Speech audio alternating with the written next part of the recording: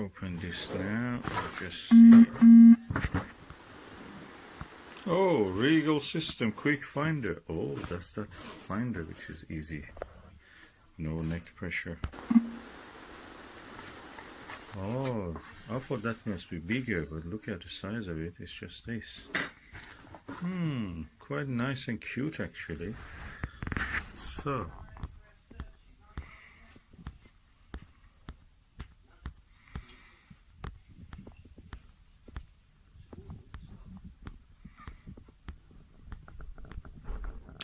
Oh, it comes with a spare shoe, so you can actually install it, and then if you want to change the telescope, you can change it from one telescope to another.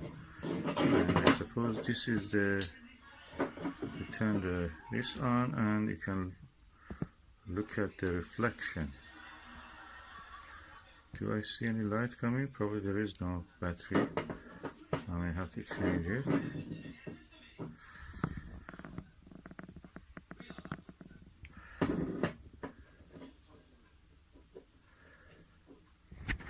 So I've removed the plate, the base plate, and this is, oh, nice. This is one of these bottom batteries, lithium batteries, CR2032, so that's nice. And also there is a little guide how you use it. Nice.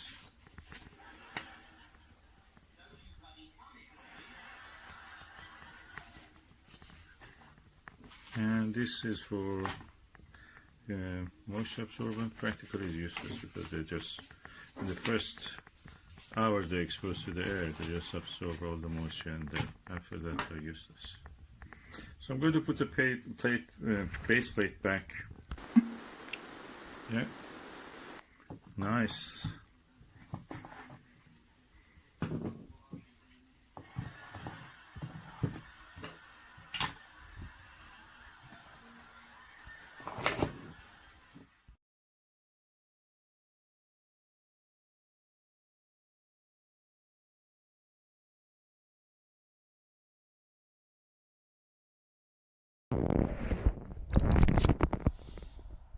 Okay, this is the Rigel's QuikFinder. It comes with two plates for the base. I've made a hole in one of them, and this side, and on this side. So this way I can pass the elastic band and fit it on the telescope. So let's go and do this. Okay, this is the QuikFinder and this is the elastic band. I'm going to put it in this Mead ETX 9T, the old version. This was a new version, just a tube. And I put it on the mount of the old version because I like this old version when you can actually adjust. And it has a clock drive, so I can just use it without depending on the, anything for handset and other fidgety things. And as you can see, I've now fitted the QuikFinder on this. The only thing I will do here, I will just add some felt to here so it will not scratch. And I have taken it very long, this elastic band, so I can use it on my big Dobsonian, 12-inch Dobsonian also.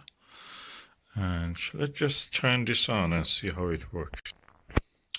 Of course, I have to mention that the real viewfinder is, you should put it this side, the knobs are on the other side. So you look through here.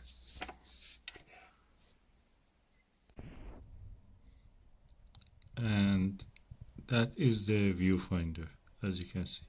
The first circle is the half a degree, the size of the moon, and the bigger one is 2 degrees, 4 times the size of the moon. And if I now turn the flash on,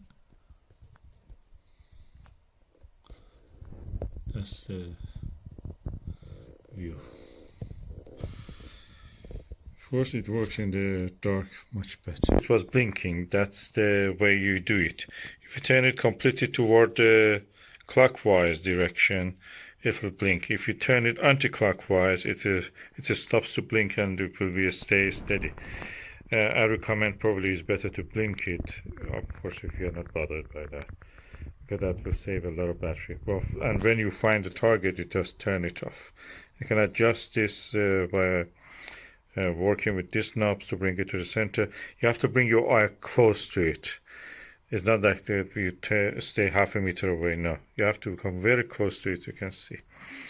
And for changing the battery, you just remove the QuikFinder from the plate, and under it is a battery 2032, I think, is one of these button batteries. To make these holes for the elastic band to pass, I used drills.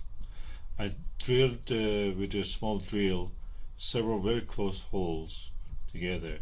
Then I used a bigger drill to make this a little bit slightly, probably around 2mm drill, to make join these holes together. Whatever I could not join, I just cut it with a cutter, and that way I was able to actually make a continuous line and pass the elastic band through it.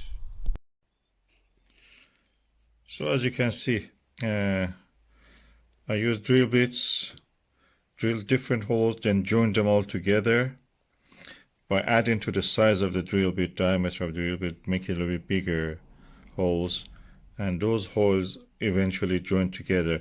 I had to sometimes turn the drill a little bit this way direction, so cutting the wall between the holes.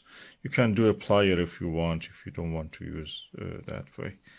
I had as you saw, I had a vase in my table. I could do this, and I did exactly this on this other side. I just draw a pencil line from this side to this side, and from this side to this side, and I repeated the same process here.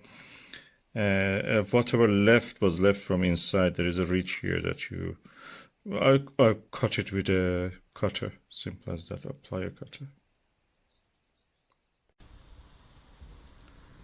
And I'm looking in the sky, and that's the constellation Orion in the middle of the sky. You can see the belt of Orion, and even the M42, which is the sword of the Orion. And I'm using the Meade ETX90 on the polar aligned telescope, tabletop mount, using the Rigel QuikFinder and 20mm Orion expense. The image quality is superb, sharp. It's apochromatic. This is apochromatic.